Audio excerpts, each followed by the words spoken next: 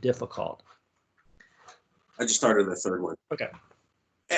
That's okay. So let me add a part two. I Yeah. totally get what you're saying, and I get it. And thank you. I really appreciate you reminding everybody what the law says. Here, as I understand it, here's this constitutional free speech, freedom of assembly, freedom. I Yep. mean, it's the bedrock. It's buried in there at all levels. Yeah, the founding fathers wanted it, right? And it stayed for, Yeah. it hasn't been amended out, right? It stayed for 200 plus years. Well, and it's part of fundamental identity of everyone in the Western Order, especially in the American country at all. Yeah. But on the other hand, you have, oh my God, people could die. Yes. Where do those two meet? So let me add a little wrinkle of detail, if I may. Sure. UCLA study, hypothetically in this scenario, this is part two of hypothetical, comes out, and they document that there was a 56% increased chance that if you lived with somebody who went to that rally, that you contracted coronavirus. They did it, a year into the future, looking back, and they go, wow, it really looks like if you people who went there did get, this is an official study. And then we learn, and I don't know, I'm hypothesizing. Yeah. Sure. Either A, Huntington Beach Parks Department says, go ahead and have your anti-COVID-19 rally. Mm-hmm. Uh-oh, and then people get hurt. Or Parks Department person quietly, unofficially says, wink, wink, I hate Newsom too. If you guys just go and hold the rally, the cops won't do anything and nobody in this town is going to harass you because we all think that Newsom's an idiot too. Going back to 1993, we've done political protests as a city. What do I get to say? Hey, Huntington Beach, not okay. I have science pointing that people are not sick and dying because of negligence or encouragement by people there. No, I don't know that's going on, but if we find that out, is that okay? Do you get a scot away free with that? Or? Well, the big thing most governments have is what they call sovereign immunity, but that's created by law. And so that law could be amended away. And there's a lot of talk about that right now, particularly on the international front of, carving back on some of this sovereign immunity, saying, hey, just because you're a government doesn't mean you get off from having liability. And so there's already open discussions from that. That would be a California level discussion. So, assuming the California legislature came in there, they could potentially strip the counties of their sovereign immunity, right? It's a state decision. But that's potentially something they could do. They could come in and say, hey, we're going to change the rules to where you no longer have this immunity, right? And so these immunities have generally been written in. They're everywhere because the government just can't afford to be sued over everything, right? It would run the taxes through the roof. So generally, sovereign immunities existed. Basically says, hey, unless certain special things happen, you can't sue the government, right? So you have to put on notice very early that you're going to sue the government. Generally, under these statutes, it really limits the types of claims that can come. But if you get a hit. There was a case just came through on one of my lawyer listservs today, and somebody was driving their car and a police car tried to pass them and they tried to move over and they collided, right? So, and now you have an open issue because the government's going to claim sovereign immunity. The person wants to get their car repaired. But generally there's something in the statute that says those types of things can still be sued upon. But usually it says you can't sue us unless it's one of these things, right? So a COVID-19 claim is probably not going to be carved out of a sovereign immunity statute. So you'd have to have the legislature go back and change it and then push through. So theoretically, maybe you could, right? Particularly in a situation like that where the California legislature isn't happy with, what Huntington Beach did. Maybe they go back and change the statute.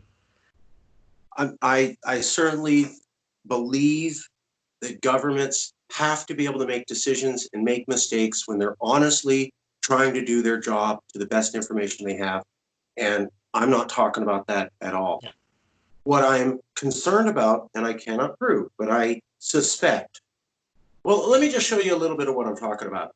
Sure. You go back to 1993, and the LA Times said that Huntington Beach was the, quote, skinhead capital of California. Yeah. LA Times. I didn't make that up. 1996, they said highest number of skinheads outside of Cologne, Germany. LA Times. Mm-hmm. Then we go a little bit later. The only city in all of California to sue the California government to end busing integration, moving ethnic communities into a university or common high school so that kids have a shared identity and diversity. The lawsuit to stop that came from Huntington Beach. Mm-hmm. And then, there's 438 cities in California. 1 out of 438 did that in the 90s. Then we go to the 2000s, or we actually go to 2010, 2015. The only city to sue the California government recently for sanctuary cities policy was Huntington Beach. Yeah. And so I see a government going back 30 years that says, oh, is that the policy you want, Sacramento? Well, I don't want to do that. Sure. And we have historical data proving a character of an urban government, whatever you want to call it. Yeah. And everyone in LA says shelter in place. Orange County, the county that Huntington Beach is in, says shelter in place. Yeah. Then this place that's been going, I do what I want and I don't care what you say for decades says, guess what I'm going to do to that? Do what I want.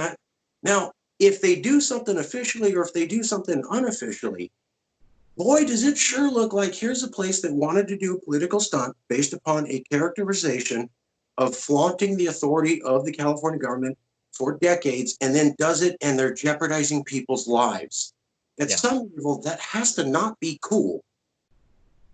Yeah, well, I mean, the counties, generally exist under the state law, right? So the states get the power from the federal government, and the states basically give the power to the counties. So what you've got here, obviously, is a fight between California and you got a separatist group, and that happens sometimes. So the question becomes, how do you play that out under state law, right? So,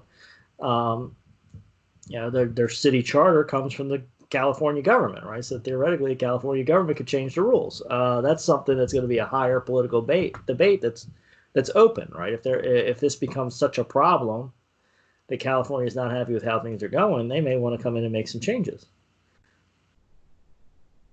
Yeah, I certainly don't want it to be something that's spread. I don't want it to be something that's used flippantly. But I think that, again, when people's lives are at risk, I'll follow the guidelines if I feel like it thing just seems like you're playing with fire. And as a schoolboy, with my limited understanding of the law, I remember they drilled it into us. In America, you have freedom of speech, except when your fist hits the bridge of my nose. There was some Supreme Court justice that said that. And as a schoolboy, that was drilled in. And also, you can't yell fire in a movie theater. Right. They taught us as school children. And so to me, I'm, as an adult, looking at people yelling fire in a movie theater and going, free speech. I was told you can't do that. You can see why I'm a little confused as a novice with the law. Right. Well, there's definitely a limit here. And it's a tricky one because the Constitution put these fundamental rights in there and didn't say where the limits were. And then for hundreds of years now, we've had experiments about where the limits are, right? There was the 70s. In the 1970s, you had the pornography case, right? So they were cracking down on pornography, and people were printing pornography and saying it was free speech. And one of the Supreme Court justices came back and famously said, I know it when I see it, right?